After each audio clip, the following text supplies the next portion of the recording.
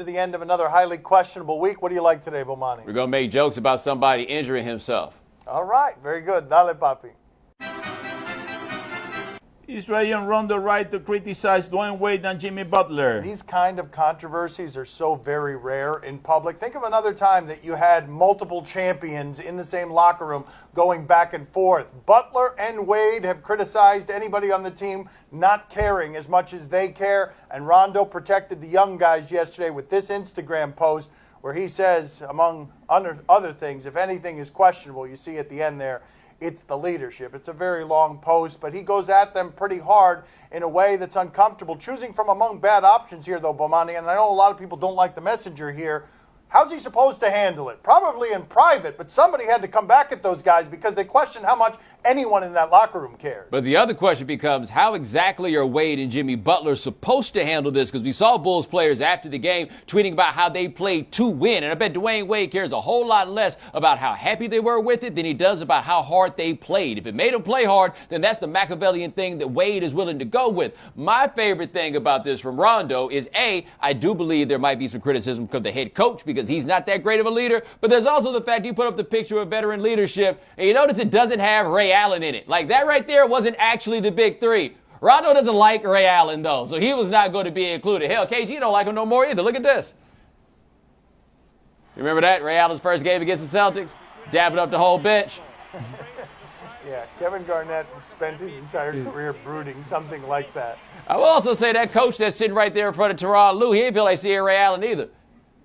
Well, this is what happens when you leave Miami, Dwayne Wade. I hope you're happy in your hometown with the weather and the Bulls and everything that comes with it. You know, I mean, I'm telling you, it gets pretty bad when a guy like Rajon Rondo calls you up right there in front of everybody, you know? That's it, buddy. That's what you wanted. That's what you got. How much does D. Wade have to miss Pat Riley, though? Like, you might not like him, but he's got to kind of miss him.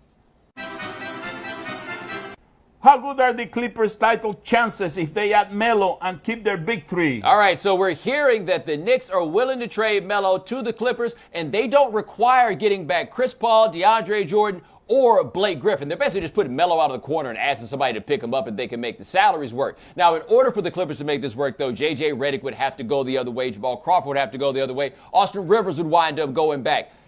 They would suddenly not have one of the best three-point shooters in the NBA. Like, as good as Melo is and as much as you can see the star power of having him, the way that team is set up, who would be the one to space the floor? Because that sounds like a starting lineup with nobody that can really shoot threes like that. I am not positive that this would make the Clippers better, but I am positive of this. The way the Clippers are built now, they're not good enough. And short of blowing it up, this is the only kind of thing that you can do where you're trying to match the four that Golden State have with your own four. Again, Carmelo is a limited player at this point in his career. He's not going to play any defense for you, but you're not going to get a player better than this for anything you have in the scraps on your bench, so it's worth a try without blowing everything up.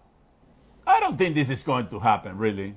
Why don't you think it's going to happen? Well, he's too much work for Phil Jackson, buddy. He doesn't want to be bothered, you know. Right. He's relaxing, enjoying his stuff, you know. Why should he bother now, you know? The other reason it's not going to happen, Doc Rivers only wants players who are related to him, played for him, or have lit him up in the playoffs before. Because think about this. The Clippers said no. They wanted Courtney Lee, not Carmelo Anthony. Guess who Courtney Lee used to play for? Excellent sports analysis, but Phil Jackson doesn't want to do the paperwork on a trade. That's really what's in play here. Did Joel Embiid get snubbed for the All-Star game? I don't think there's any question that he got snubbed for the All-Star game when you consider all of the metrics that support this guy being totally overwhelming on both ends of the court. This guy is a physical freak, and if he stays healthy, he's going to be a star in this league for a very long time, who eventually ends up making the Sixers good. But I wanted him to make the All-Star game because I wanted him to get that date with that mystery woman. It's apparently not Rihanna. He told us on the radio the other day that it is not Rihanna. I wanted to see who it was that he was going to get a date with if he did indeed make the All-Star game. Look, man, we want Embiid in there because he is entertaining. The fact that he's really talented is almost secondary in this. We just want the fun of Embiid being there. But when I look at the East All-Stars, I don't see a guy that I quickly drop in order to put in a rookie who plays less than 30 minutes a game and doesn't play the second half of back-to-backs, which allows him to go super-duper hard when he's in there and makes those rate numbers really, really good. But I'm not so sold that he's an All-Star yet. He'll be there soon, assuming he doesn't, fall apart. You know, I mean, they need some new blood in there. You know, I mean, they need some young blood in there. They gotta kick somebody that is old, you know, out of that team. I got a name. I got a name. Don't do it. LeBron James, kick him out. Get them beat in there. You don't know that LeBron James's blood is old. You've seen the way he's been playing. That blood might be new. What does an Escanter's injury mean for the Thunder? All right, for that brief moment, we'll consider that we're asking this question because anybody gives a damn about the Thunder. No, you guys want to laugh at Enes Kanter. He broke his forearm. He was upset. You'll see here. I mean, this isn't something that doesn't happen to other guys. People get mad, but there he goes. He smacks the chair. He sits down. And suddenly he was rethinking how he chose to channel his anger. He went to the locker room. Now, this does matter for the Thunder, if we're going to be honest here, because outside of Russell Westbrook, who's more of an offensive threat on their roster than Enes Kanter? He is probably the best scorer they have after Russell Westbrook. But, I mean, you got your money's worth. The producers put this story in the show just so that we could do that cheap thing where we just show you video. We don't have video of Amari Stoudemire missing playoff games because he punched a fire extinguisher and ended up shattering his wrist somehow in the glass shards. But we do have Gus Frerotte video for you to celebrate one of the great injuries of all time. I'm happy. Oh, that padding, it's not actually soft. I have a concussion. He like messed up his neck. Like just his thought. I'm so happy. I am going to try to knock myself unconscious.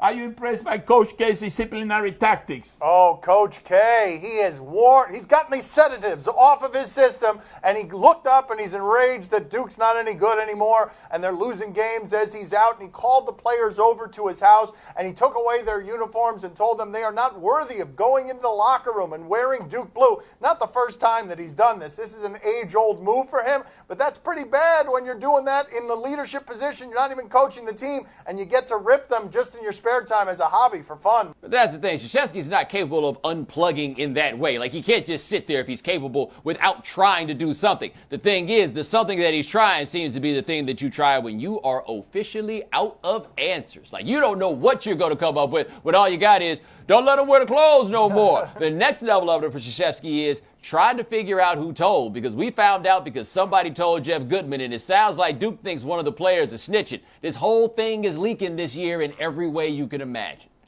Can I say something to the Duke players? It doesn't matter whether we give you permission or not. You do it anyway. No, you can't say anything. They don't listen to Coach K. What is he going to do? I mean, chase you with the walker? You know, I mean, that's it, you know? Right, that's right. He's going to throw the tennis balls on the back of the walker at you.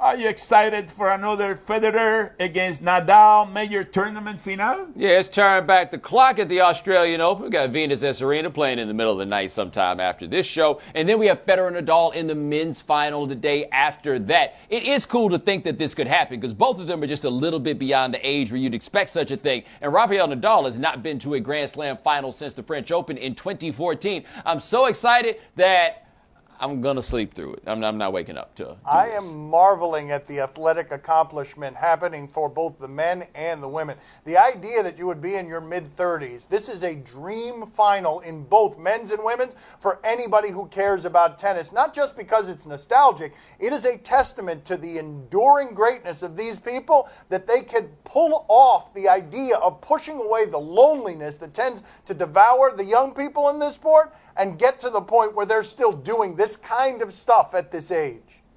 Boy, these guys are old. I hope they have the paramedics standing by. Well, that would be bad. That's pessimistic. What kind of way is that to celebrate the end of a great final? No, the stretcher, the ambulance, the paramedic, you got to be ready to go. You know, right. I mean, these guys are too old. You never know. You're making age jokes? Coming up next on Highly Questionable. Yeah, now show it again. I want to see if there's a first down marker over there that he's throwing it short of.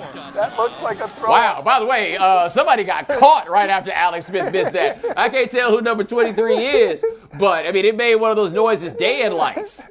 That is every pass Alex Smith has ever made on 3rd and 11. Time to play the game that can't wait to wear its new mankini at the Clevelander pool this weekend. Do you question? That's a thing? You give us topics and events and we question them. I mean the mankini. I'm not talking about... I'm wearing it right now. Do you question if there is ever a bad time for a hug? We go out to Turkish soccer. That's where we find our hug question. Keep in mind, the goalie, we've got a penalty kick situation, and the goalie is on the team of the blue here. Yeah, that guy. Oh no. I love how he got it out of there as quick as possible and tried to kick it. Wow, how do you get to that soccer field, by the way? I mean, what is happening on that soccer field? Where do we have cameras to find our shame around here? It's looking like they're on a work break at the Springfield Nuclear Power Plant. That is exceptional. And now back to the doofus who messed that up right there. Let's not forget that. You mean to tell me that counted as a goal? That should count as a goal. Oh, buddy, I think that the fix was on that game. I'm telling you. There we go. That's right, the fix was on. That did look like something that would happen in wrestling, though. Like, there's no way in the world. The goalie, at the very least, should have been like, man, get up off me. Do you question if he sold that well? Oregon's a basketball school these days. Not sure if you knew about this. They're a top 5 school. Here's Dylan Brooks. They've been killing it since he came back. The dude Krzyzewski lectured last year. And it's now a 13. Oh, wow. Oh, wow, Dylan. So this is actually very interesting to me. So apparently after Mike Krzyzewski lectured him last year, he apparently went and worked out at Duke for a whole summer and learned how to do this flopping. Like, I mean, that's what happens in basketball. We were so mad at Krzyzewski for talking to him. Apparently they came together. If you want to get the call, you got to flop like this. Oh, we got a better flop than that. Where's Neymar? Oh, there's Neymar. Clearly with a torn entire stomach area. Oh, man, he landed on the ball, man. Yeah, double twirl, holding on to clearly shredded entire lower body and torso. I'm pretty sure I was at that game, by the way. Do you question if this was way too easy? What was way too easy? We have been given precious little information on this. We've just been told it's parts unknown. Let's go.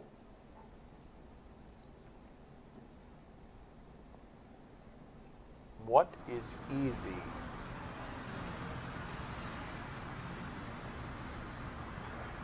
Are we stealing the jet ski? Is that what we're doing?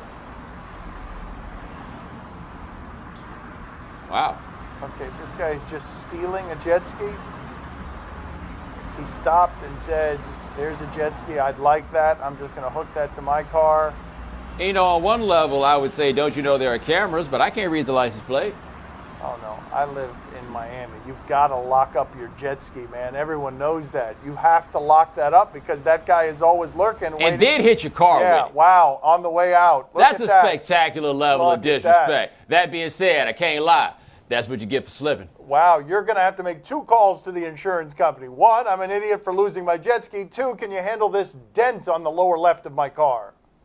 Hey, guys, you want to come over later and go jet skiing with me? Yeah, there we go. Bobby got a new jet ski. Yeah. Look at that. Yeah, look at him. I mean, he knows. He's no rookie. Sucker! Yeah. You got to tie up that jet ski, man. Do you question Alex Smith's arm strength? You guys are just setting me up to get cussed out on the internet by all the mediocre people who love to defend Alex Smith. Anyway, they played dodgeball at the Pro Bowl. Let's see Alex Smith. In the head on the other team. You, the thrower, are out. Oh, Alex. I mean, that's his thing, though. Throw the ball into the ground or throw it 5 yards. He did what he does. That's what he does. I'm surprised he didn't run out of bounds and take a sack. Wow. By the way, when you're playing dodgeball, like, how is Alex Smith not the last person that you would want to select to be on your team? There's no way I'm picking him up voluntarily. That is so great. Can I see that again? That is so Alex Smith in a capsule. Look at that. Throw a pass 5 yards and then run away scared. Yeah, no, show it again. I want to see if there's a first down marker over there that he's throwing it short of. That looks like a throw. Wow. By the way, somebody got caught right after Alex Smith missed that. I can't tell who number 23 is, but, I mean, it made one of those noises Dan likes. That is every pass Alex Smith has ever made on 3rd and 11. He's still not the worst dodgeball player I've seen. There was one worse than that? Yeah. Oh, this is a previous video. Yeah, this is great. I remember this. This is tremendous. Knocked out. By the way, all those guys, too old to still play dodgeball. Especially out here doing a bicycle kick. Let's think about this for a second. That guy got dressed in his uniform and he put on a headband and he said, wait till you see the moves I put on this dodgeball court. He flipped thinking he was going to avoid that and ended up nothing but unconscious and on our television show. He was so into it, too. Like, just look at the focus on his face.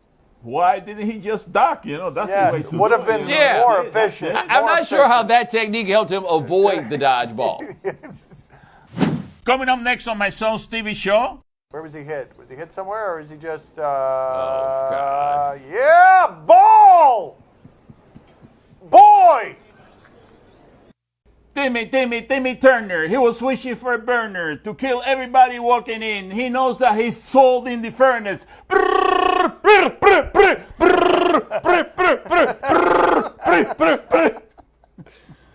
This broadcast from the Clevelander Hotel on beautiful South Beach, Miami. Time to play the game that has no idea where he woke up. See or no? Tell us what's on television tonight. He rarely says he's not intrigued. Saturday on ESPN, number 2 Kansas and number 4 Kentucky. I mean, if you're going to watch any college basketball outside of March, this is what it's going to look like. Let's check in, though, with Malik Monk in a recent game against Tennessee. Both of these teams lost this week. Oh! Oh, so close. That would have felt good. I don't even care if he made it. Man, I feel like that was a charge. It was kind of a charge, wasn't it? I ruined it, I know. Bomani, are you intrigued? I mean, he missed. It was a charge, though. Other guy went straight up. Did a good job of defending Spoken it. like a man who's never dunked a basketball Poppy, before. charge. I've taken charge. I've called charges in pickup games. Poppy, are you intrigued? Oh, see, I'm very intrigued. I'm telling you, I'm seeing the mayor upset. I see Kentucky coming through. You know, they're defeating number 2. I'm telling you something. Kentucky's ready for that game. Calipari got those boys ready for that game. They're saying that's the way to do it, guys. Even though we lost this week, you know, we can jump back and win the big one tonight. This is the last time a Kentucky win was an upset. 1989? Major upset. Those little underdogs, scrappy from Kentucky.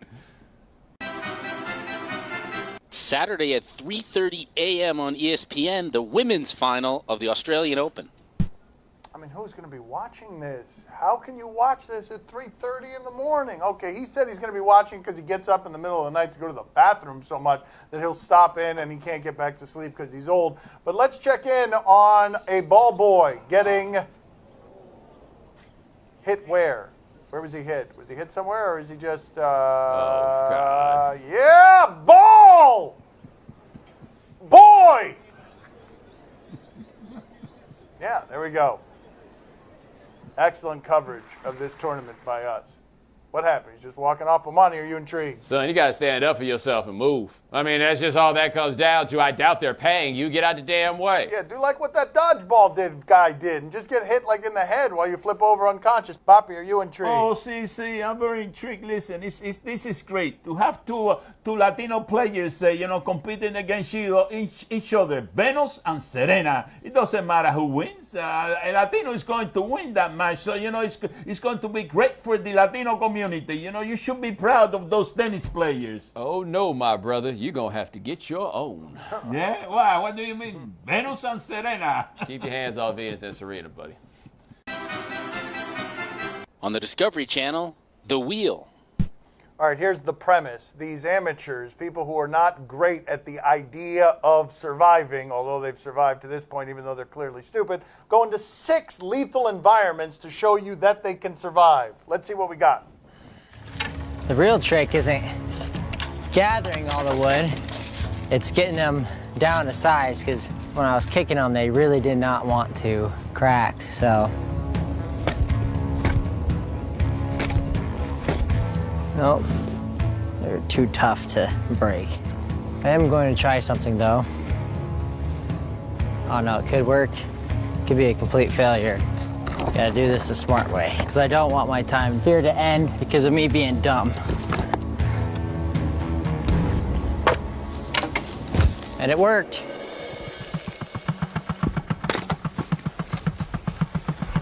Sometimes you just gotta use your caveman brain and think of how they did it without many tools. Right, of course. Yeah, there you go, caveman brain. There it is, a dent in your caveman brain. There it is. Look at that, old wounded Charlie Whitehurst over there. Bomani, are you intrigued? Yes, actually now. Like, once I got that, I didn't realize we were going to get bloopers out of the deal. This is a totally different scenario. We haven't had a great bloopers in the wilderness show before. I mean, come on, man. Survival or just a guy trying to break a stick with a rock? Where are we in entertainment? Poppy, are you intrigued? Oh, see, I'm very intrigued. But listen, it could have been way worse. It could have been. That's right, buddy. Oh, That's right. There you have it. There it is. Poor kid. I mean, this is a prank played by his friends. You're just going to drop this log behind you. I think we're stretching the definition of friends. Okay. Do you realize our entire empire is built upon this guy getting hit in the junk and that guy getting hit in the face? Unbelievable, man. That's all the time we have today. Thank you for watching. Enjoy your weekend. Gracias. See you el lunes. My cadence was terrible there. Yep. Can we hear that one more time? Oh, the shovel to the ground. Oh, no. Oh, He's this. hit in the face. Oh! Wow. Yeah. I mean, if you're the cameraman, how hard do you want to laugh, but you probably I'm can't? surprised that camera's not shaking from the laughter.